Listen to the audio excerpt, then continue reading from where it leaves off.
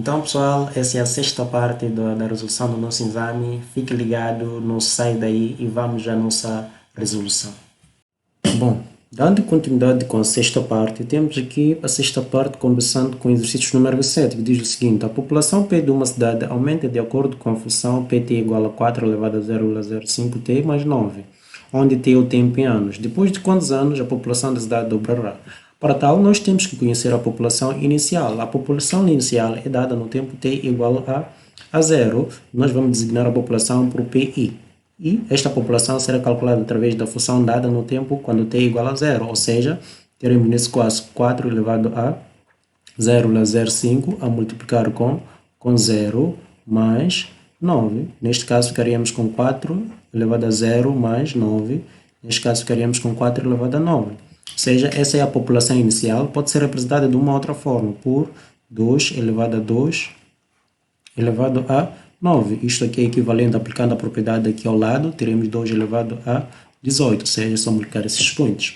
Então, esta é a população inicial. Então, nós queremos saber depois de quanto tempo, de quantos anos a população da cidade dobrará. Então, o dobro dessa população pode ser designada por 2 vezes o PI, a população inicial, ou seja, 2 vezes 2 elevado a 18, que é a população inicial. Isto aqui é equivalente a 2 elevado a 19, ou seja, aplicado a propriedade de potências. Então, uma vez que nós já temos o dobro, que sabemos que o dobro é 2 elevado a 19, então, nós vamos fazer a substituição aqui nesta função. Então, temos Pt igual ao quê? A 4 elevado a 0,05t mais 9. Então, fazendo apenas aqui a substituição por 2 elevado a 19, que é o dobro da população, então nós queremos saber o tempo, ou seja, vamos tentar achar o tempo desta equação exponencial. Então, como proceder com essa equação exponencial? Temos primeiro que igualar as bases. Como é que vamos fazer? Então, nós vemos que isso é equivalente a 2 elevado a 19, será igual ao quê? A 4, aliás, a 2, vamos colocar aqui 2, elevado a quê? Elevado a 2. Então, essa é uma potência e isto estava elevado a 0,05t, não é? Mais 9. Nós sabemos que 4 é igual a 2 ao quadrado. Então, uma vez tido isso, que nós vamos fazer aqui 2 elevado a 19 igual, então o 2 vai multiplicar toda a expressão que se encontra lá no expoente do 2. 0,05t mais 9. Então, neste caso, já vemos que as bases são iguais. Então, uma vez que as bases são iguais, é só igualar os expoentes para que essas equações sejam iguais. Então, é só igualar os expoentes. Então, ficaremos aqui com 19 igual ao quê? Aplicando a propriedade distributiva aqui no 2, ficaremos com 0,10t mais 18. Então, aqui teremos, ou seja, isso é equivalente ao quê? A 0,1t mais 18 igual a 19. Passando 18 para o primeiro membro, aqui teríamos 0,1t igual ao quê? Igual a 19 menos 18. Então, o t, neste caso, seria igual ao quê? A 1 dividido por 0,1. Mas 0,1 em forma de fração é o mesmo que 1 sobre 10. Então, neste caso aqui, ficaríamos com 1 dividido por 1 sobre 10. Então, isto é equivalente a 1 dividido por 1 sobre 10. E aplicando lá uma propriedade, mudando essa divisão para multiplicação e inverter da segunda fração, temos 1 vezes 10 sobre 1. Então, nós observamos aqui que o nosso t será igual ao quê? Será igual a 10. 10 o t está definido em quê? Em anos. Então, a nossa opção seria a alternativa B. Bom, dando continuidade com o exercício número 29, uma vez que no exercício 28 não temos nenhuma questão, temos o seguinte: no conjunto das soluções das inequações, temos aqui uma inequação exponencial. Qual é a solução dessa inequação exponencial? Então, o primeiro passo aqui para resolver essa inequação exponencial é igualar as bases. Então, como é que vamos fazer isso? Então, no primeiro membro já tínhamos lá 1 sobre 2 elevado a 3x menos x ao quadrado. Isso tem que ser maior que, então, 1 sobre 2 elevado a quê? Elevado a 0, por qualquer número elevado a 0, excluindo 0 é igual a quê? Igual a 1. Então, neste caso, uma vez que as bases são iguais e a base é menor que 1, ou seja, está entre 0 e 1, isso implica que o expoente menos x ao quadrado, ou seja, 3x menos x ao quadrado, tem que ser menor que 0.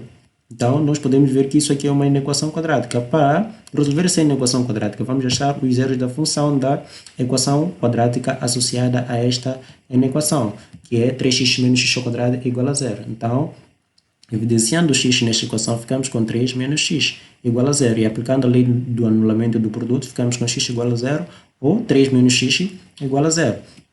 Ou seja, neste caso ficamos aqui com x igual a zero e neste lado de cá ficamos com x igual a 3. Então temos essas soluções. Então, para resolver essa equação, vamos usar o método gráfico, uma vez que nós já temos os zeros lá. Já temos os zeros lá. Um deles é o 0, o outro é o 3. Então, nós vemos que também o valor de A desta inequação quadrática é negativo. Significa que tem uma concavidade virada para baixo. Então, teremos uma coisa dessas aqui. Então, esta é a nossa parábola que é representada pela função associada a esta inequação quadrática.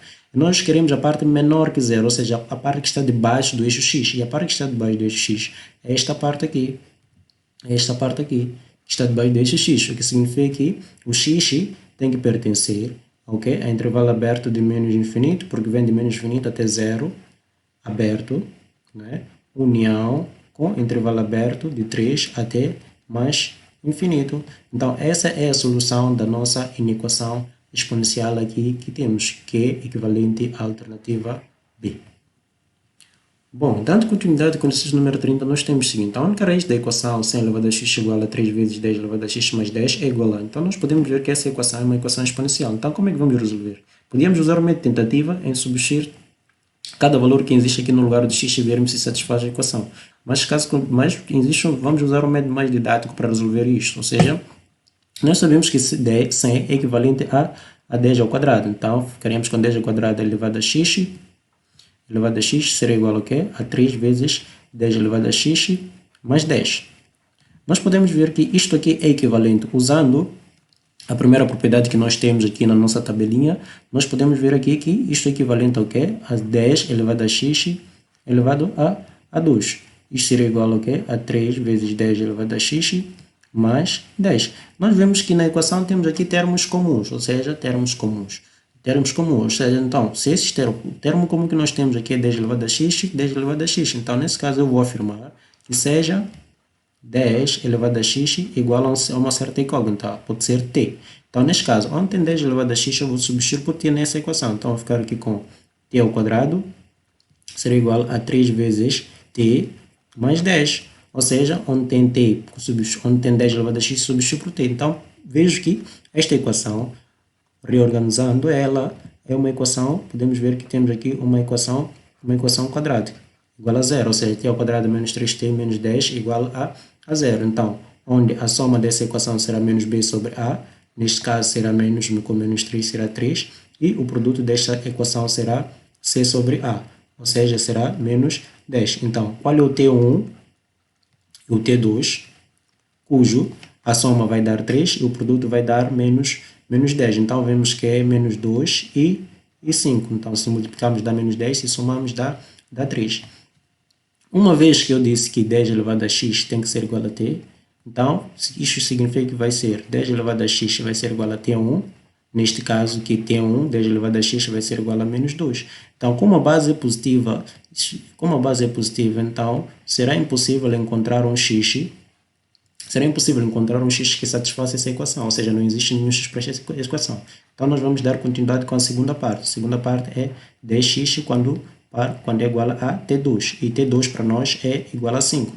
Então, ficaremos com 10x igual a 5, e isto aqui pode ser transformado em forma de logaritmo, como segundo a segunda propriedade que nós temos aqui na tabela, ou seja, isto é equivalente a logaritmo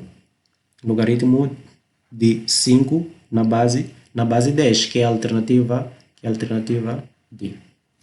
Dando continuidade com o exercício número 1, temos o seguinte: qual é a função cujo gráfico está apresentado na figura? Então, nós temos aqui uma função que corta no eixo x no ponto menos 1, que é o zero da função, e essa função é crescente. Então, qual é a expressão analítica que representa a função que nós temos aqui, o gráfico que nós temos aqui? Então, para saber isso, podemos começar as nossas tentativas com o zero da função, ou seja, ao substituir o menos 1 no lugar desta função, tem que dar zero.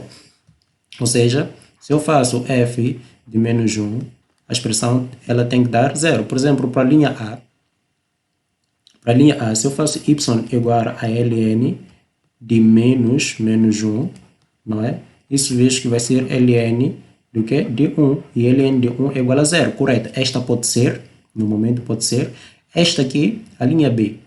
Se eu faço o teste com a linha B, y igual a menos e elevado a menos 1.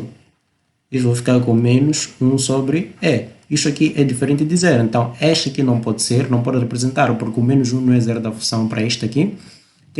Agora vamos deixar o menos 1 para esta função aqui. Então, nós teremos aqui y igual a menos ln de menos ln do que? De menos 1. Então, neste caso também eu vou ter menos ln de 1. Neste caso também vou ter o quê? Vou ter 0. Verdade? Esta pode ser também. Este caso aqui não pode ser. Isto por quê? Porque y igual a e elevado a menos 1 é o mesmo que y elevado a quê? Elevado a 1. Isso aqui não é 0, é diferente de 0. Para este caso aqui, y igual a menos ln, no lugar do x colocamos menos 1. Nós vemos que esse caso aqui não está definido, porque sabemos que os valores do logaritmando têm a ser maior que 0 e menos 1 é negativo, então não está definido. Esta não pode ser, esta também não pode ser. Então ficamos apenas com duas alternativas, A e C. Então qual delas será? A outra parte que nós podemos ver é que ela é crescente. Então se ela é crescente, nós entre A e B podemos achar as suas derivadas. E verificar qual é a derivada que é positiva, porque nós sabemos que o x, o domínio desta função é x pertencente a R, R-, ou seja, são todos valores negativos, R-. Então, ao fazer a derivada, podemos começar com a linha C. Ao fazer a derivada dessa função, o que nós vamos ter? Então, se y é igual a menos ln de menos x, então a derivada de y será, neste caso, menos o quê? O menos x derivada sobre menos x. Menos x, né? Sobre menos x. Então, isto aqui ficaríamos com menos.